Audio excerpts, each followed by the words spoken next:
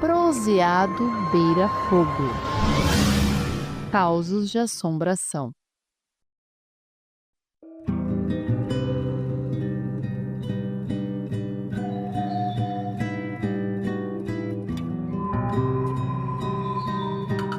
Salve, salve, pessoal! Eis-me aqui novamente, Maurinho Ribeiro. Do mesmo jeito que os antigos faziam. Vamos apanhando aquele cafezinho preto, cafezinho quente e vamos se acomodando aqui nessa fogueira que o proseado beira-fogo de hoje chama A Corrente das Sombras. Sinistro! Então, sem mais delongas, como de costume, bora de causa?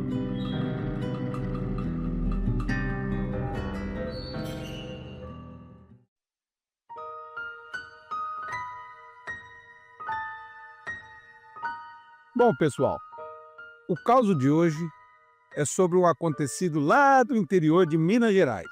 Isso mesmo, lá no norte de Minas.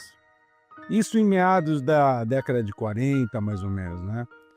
Quando a nossa querida Dona Edith, nome que vamos dar aqui para ela durante o desenrolar do caos, quando ela tinha somente 8 anos de idade. E hoje, com seus 85 anos de idade, já velhinha de tudo, mas com a memória ainda muito boa, a Dona Edith conta que esse fato marcou a vida dela. Marcou no sentido de sempre saber se comportar com as pessoas, como sempre procurar ajudar o próximo e sempre fazer o bem, porque tudo que a gente faz, mais cedo ou mais tarde, em vida ou após ela, a cobrança sempre vem.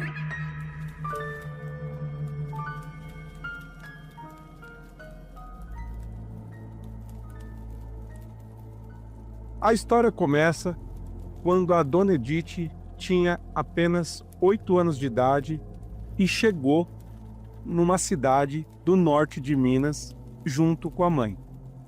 Ambas chegaram sozinhas, sem a companhia do pai da Dona Edith, porque, segundo o que ela conta, quando ela nasceu, o pai dela a abandonou, que era muito comum naquela época os homens fazerem isso, falarem que ia trabalhar longe, no final das contas ia comprar cigarro e nunca mais voltava, né?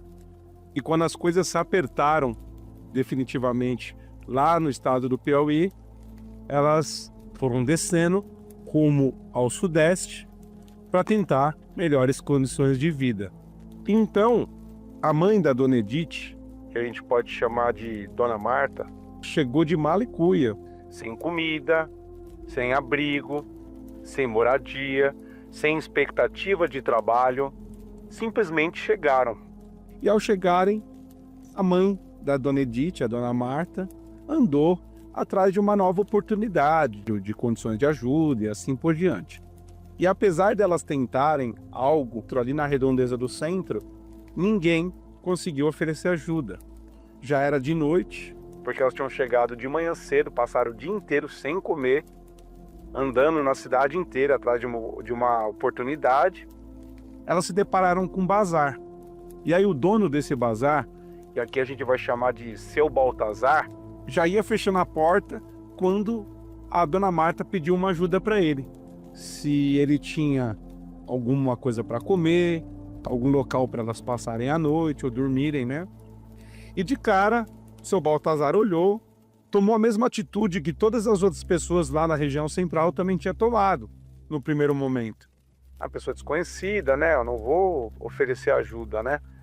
Só que quando elas foram se afastando do bazar e ele foi fechando as portas, bateu um certo remorso, né? E aí ele chamou a Dona Marta de novo e falou: olha, eu tenho um prato de comida aqui, se vocês quiserem. E aqui no depósito atrás do meu bazar tem uns sacos de estopa, tem umas palhas lá, vocês podem passar a noite aqui. Mas, no dia seguinte, por favor, procure outro local, porque eu não vou conseguir manter vocês aqui dentro. Nossa, a dona Marta caiu de joelhos, agradeceu imensamente mesmo. Elas estavam exaustas, com fome, tinham feito uma viagem dura. Além da viagem, a falta de perspectiva de trabalho, de condições de vida. Realmente devia ser uma situação bem aterrorizante, né? E o seu Baltazar reabriu o bazar, forneceu um prato de comida, deu uns restos de comida que tinha para elas, e elas comeram, se acomodaram ali e agradeceram novamente. Seu Baltazar fechou o estabelecimento com elas lá dentro e foi para casa descansar para o outro dia de trabalho. E falou para elas: amanhã eu tô de volta aqui no primeiro horário, se vocês quiserem usar o banheiro é só sair no quintal aqui de fora, né, que tem um banheiro lá fora, e fiquem à vontade. Amanhecido o dia, o seu Baltazar abriu a porta do bazar e a dona Marta já estava de pé, já tinha dado uma geral em tudo ali dentro do depósito.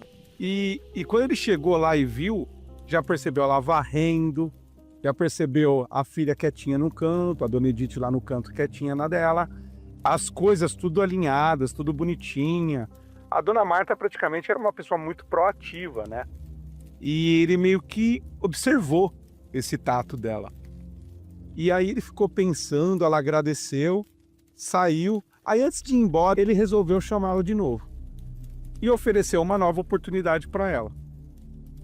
E vendo o nível de organização, a proatividade, porque ele não havia pedido para arrumar absolutamente nada. Ele viu que estava tudo certinho, ela explicou para ele tudo que ela tinha feito, porque ela já tinha praticamente madrugado.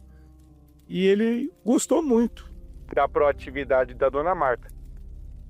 E sensibilizado com a situação, ele falou: olha, dona Marta, eu não sei se eu posso ajudar muito. Como você vê, meu bazar é pequeno, mas eu vi a sua vontade de trabalhar, de se estabilizar, então eu vou te dar uma oportunidade. Não sei se para você é interessante, mas para mim seria de grande valia. E o seu Baltazar explicou para ela que tinha uma mãe muito doente e praticamente estava no final da vida, era uma pessoa já esclerosada, já era uma pessoa que estava dando muito trabalho. Naquela época não tinha esse negócio de chamar um enfermeiro para cuidar ou assim, ou alguma coisa do tipo, né? Um cuidador de idoso.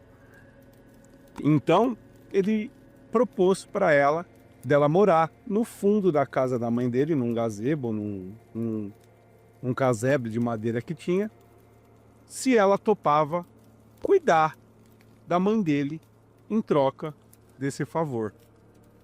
Então ele combinou com ela que na parte da manhã ela poderia procurar serviço e na parte da tarde / noite ela cuidaria da mãe do seu Baltazar.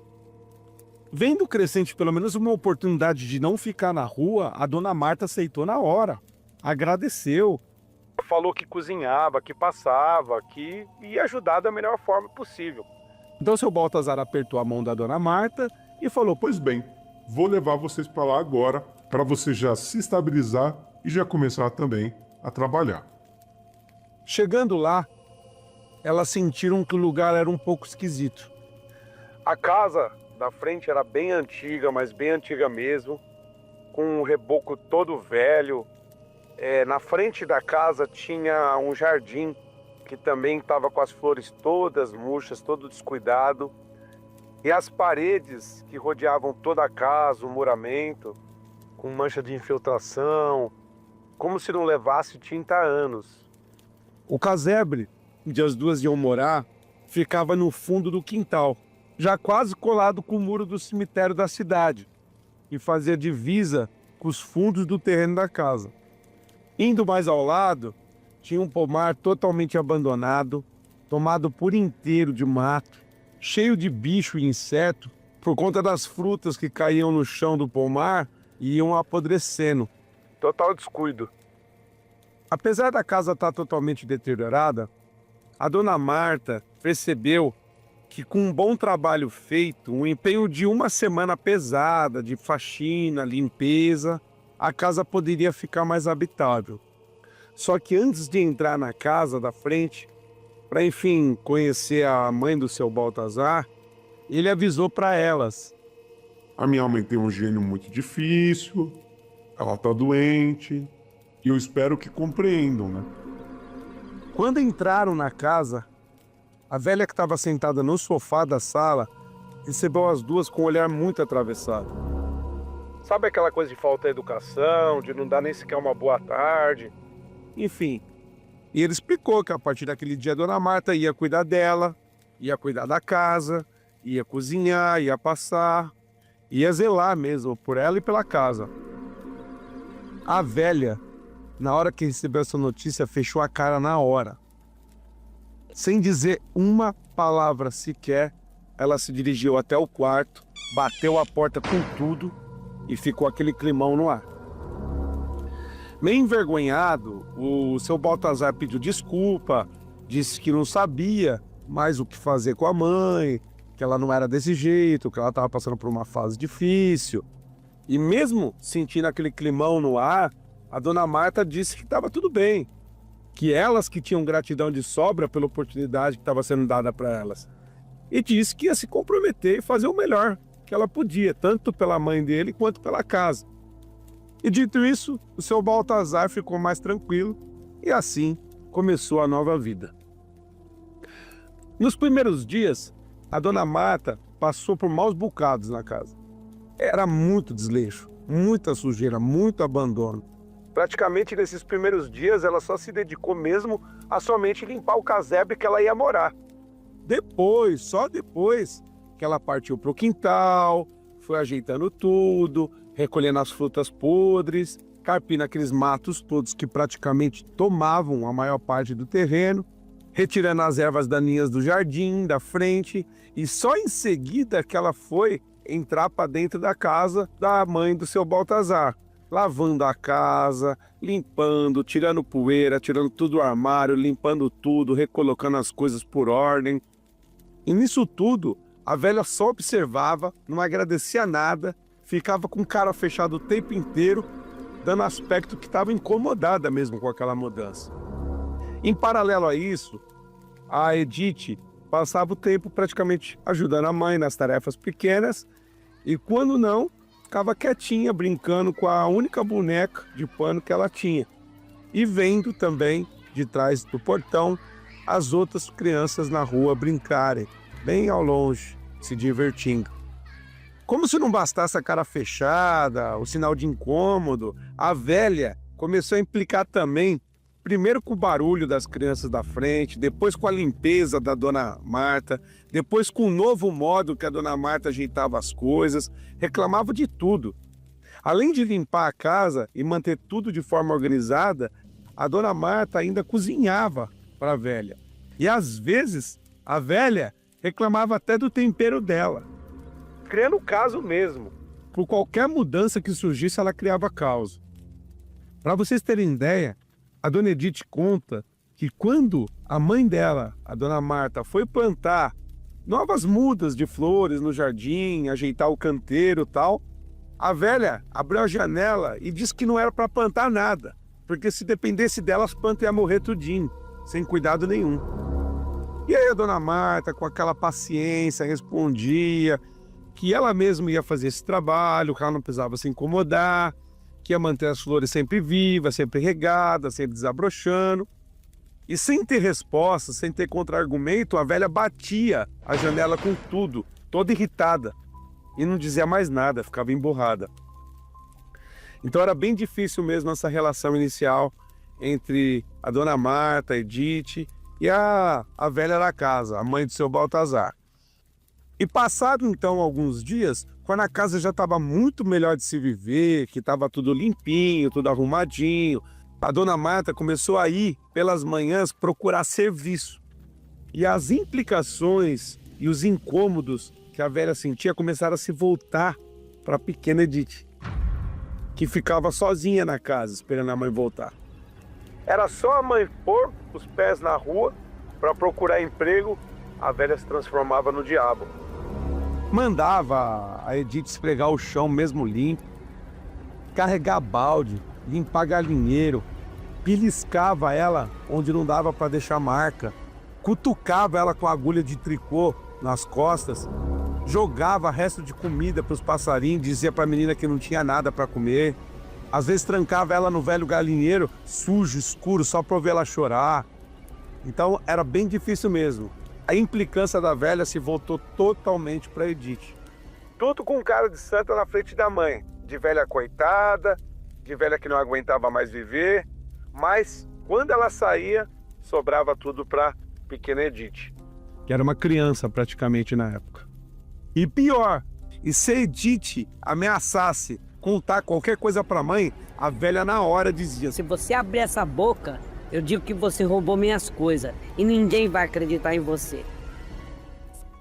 A tristeza foi se fazendo tão presente na vida da Edith que ela conta que foram dias bem difíceis mesmo, porque ela tinha medo da velha e tinha medo da mãe saber e de alguma forma elas serem expulsas da casa e ficarem sem moradia. Uma das únicas coisas que ainda confortava a Edith era a boneca de pano, observar de longe as crianças se divertindo, e quando ela encontrou no fundo do barracão da casa que ela morava uma gatinha com 6 filhotes. A Edith pegou um amor tão grande por essa gata e pelos filhotes que passou a cuidar deles escondida. Dava migalha, resto de comida, carinho, e aquilo praticamente virou um refúgio para ela, cuidar daqueles animaizinhos. Até que chegou o pior dia da vida de Edith. Uma lembrança que marca ela até hoje, para vocês terem ideia. Foi quando a velha descobriu a gata e os filhotes que a Edith estava escondendo atrás do barracão. Como se não bastasse todas as agressões, todas as maldades, todas as implicações, ela fez questão de, na frente da Edith, afogar todos os filhotes numa bacia. Meu Deus do céu. Gente, isso é muito perverso.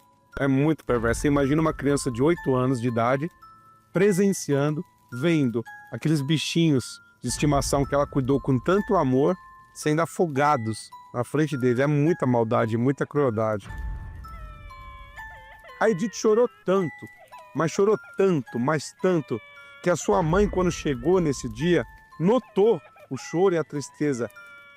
Daquele dia em diante, a menina passou a viver em silêncio, cheio de medo, cheio de trauma. E os maus tratos iam aumentando, sem trégua, a cada dia que passava.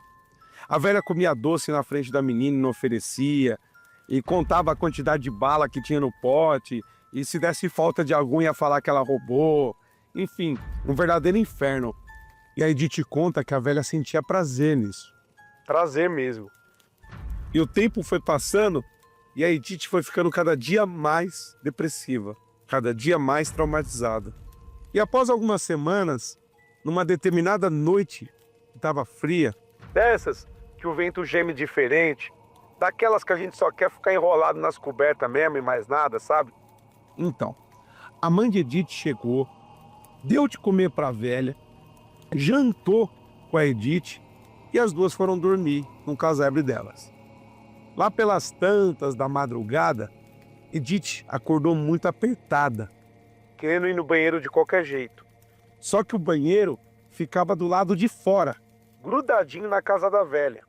Sem aguentar mais segurar o xixi, a menina saiu no escuro, sereno gelado, noite fria mesmo. E além do frio, aquele silêncio que incomodava. De som mesmo, só tinha o uivo do vento.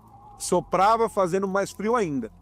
Então, a Edith correu rapidinho para o banheiro e quando estava quase chegando na porta, sem querer, a Edith se virou para trás e pôde ver, em cima do muro do cemitério, uma figura toda encapuzada, de capa preta, segurando uma foice numa mão e uma corrente na outra. Ao lado dele, ela pôde ver vários espectros, várias silhuetas de pessoas, como se elas estivessem todas acorrentadas entre si, uma na outra.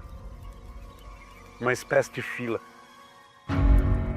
Ao ver aquela imagem assustadora, a Edith percebeu que todos eles estavam parados em cima do muro, olhando fixamente para ela. Na hora ela tomou aquele susto, gelou a alma, entrou de vez no banheiro, bateu a porta, passou o trinco, ficou em dúvida se aquilo era coisa da cabeça dela, se realmente ela estava vendo aquilo, e pela fresta da tábua corrida da parede do madeiramento do banheiro, observou novamente para ver se conseguia confirmar aquilo que ela tinha visto. E aí ela não viu mais nada, não viu mais ninguém. Tentando se acalmar, mas ainda um pouco apreensiva, de repente, ela começou a escutar som de corrente arrastando no quintal. Som de corrente arrastando no chão mesmo. E aí ela olhou pela fresta novamente, conseguiu ver um pouco mais nitidamente aquele ser de capuz vindo na direção do banheiro. Horrorizada, ela congelou, não conseguia gritar, não conseguia correr, simplesmente congelou, paralisou. Ficou parada ali, imóvel. O som foi se arrastando vagarosamente, ficando mais evidente que estava chegando mais perto. E ao chegar na porta do banheiro, o som parou. Pela luz que se fazia do candeeiro que estava no quintal, ela pôde ver nos pés da porta a sombra daquela coisa parada, ali, na frente da porta. O coração da Edith nessa hora parecia um tambor. A criatura ficou ali um tempo, parada, até que o som da corrente começou a se afastar. Começou a soar novamente no quintal, só que dessa vez se afastando, indo em direção à casa. Trêmula, apreensiva, dentro do banheiro, sem ter contato visual com o que estava acontecendo lá fora, Edith disse que ouviu 3 batidas secas na porta da casa da frente. Nessa hora, ela pôde ouvir alguns passos vindo de dentro da casa, a velha já xingando, resmungando, por estar sendo acordada àquela hora. Edith chegou até a ouvir quando a porta abriu e a velha ainda estava resmungando. E quando a velha abriu a porta de vez, um gemido agudo soou no quintal. E pela brecha da porta, Edith conseguiu ver tudo. A velha sendo arrastada pelos pés, se debatendo, gritando, feito alma penada e sendo travada pelas correntes. E a criatura, calada, seguiu arrastando a velha, cercado pelos outros espectros pretos presos na corrente. Quando a criatura passou em frente ao banheiro, ela fechou a porta. Nisso, o som lá fora parou e ela pôde sentir a porta sendo empurrada. E quando a porta abriu de vez, a Edith pôde ver em sua frente um ser totalmente encapuzado, grande, alto, do tamanho do batente da porta, e a velha atrás, acorrentada, pedindo ajuda para ela, implorando ajuda para Edith, gritando desesperadamente para ela chamar a mãe dela, para ela chamar alguém, para ela chamar ajuda, chamar um vizinho. A criatura se curvou até chegar próximo à altura da Edith e fez um sinal de silêncio com o dedo em direção aos lábios. A Edith, paralisada, congelada, simplesmente só conseguiu afirmar com a cabeça que sim e nada mais falou. E aí aquele ser novamente se descurvou, levantou e novamente continuou arrastando a velha pelo quintal rumo ao muro do cemitério. E a velha, sendo arrastada, gritava, tentando se agarrar no chão, o nome de Edith sem parar, pedindo pelo amor de Deus para ela chamar alguém para ajudar. E a Edith pôde ver quando aquele ser subiu, puxando a velha com tudo pelas correntes no muro do cemitério e desaparecendo no oco da noite.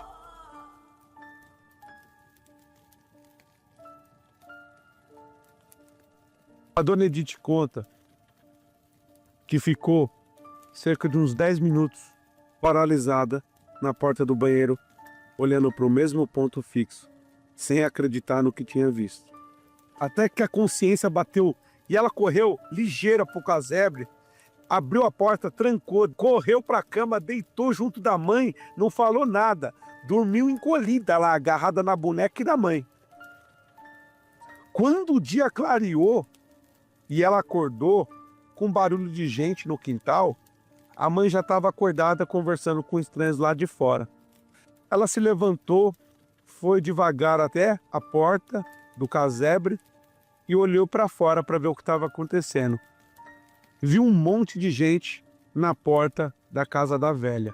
Gente séria, gente de terno. E ela pôde ver um corpo coberto, enrolado num cobertor, sendo retirado da casa para ser levado para o necrotério. Era o corpo da velha. A dona Marta, quando viu a filha na porta, vendo aquilo tudo, ela correu rapidamente para mandar que ela entrasse para dentro de casa, que não era coisa de criança, que não era para ela ver, e era para ela entrar para dentro e acabou. Mas antes de obedecer, a Edith se lembra de ter dito para a mãe o seguinte: eu vi quando vieram buscar ela. Eu vi tudo. A dona Marta, a mãe dela, ficou sem fala nessa hora. Disse rapidamente para ela entrar para dentro de casa e só sair quando ela mandasse, e não disse mais nada. Daquele dia em diante, por incrível que pareça, a vida da dona Marta mudou da água para o vinho. A dona Marta conseguiu arrumar um emprego. As duas foram morar em outro canto da cidade e a vida foi melhorando aos poucos. A mãe sempre disse que aquilo que ela presenciou tinha sido só um pesadelo de criança. Mas a dona Edith, hoje, já de idade, repete sempre que pode que viu, presenciou, com esses olhos caterrados de comer, a velha sendo levada acorrentada junto com os outros entre gritos e berros. E que naquela noite a velha era a última da corrente.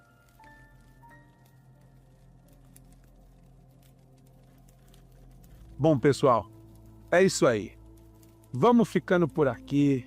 Se você gostou, manda um comentário, dá a sua opinião. O que vocês acham que era esse ser de capuz preto, com foice na mão e corrente na outra? Seria o espectro da própria morte? Seria um guardião do cemitério? Enfim, se tiver algum caso parecido com esse, não esquece de mandar pra gente pelo e-mail, viu? Agora, vamos apagando essa nossa fogueira para que a luz das chamas não atraiam mais visagens. Até a próxima, minha gente.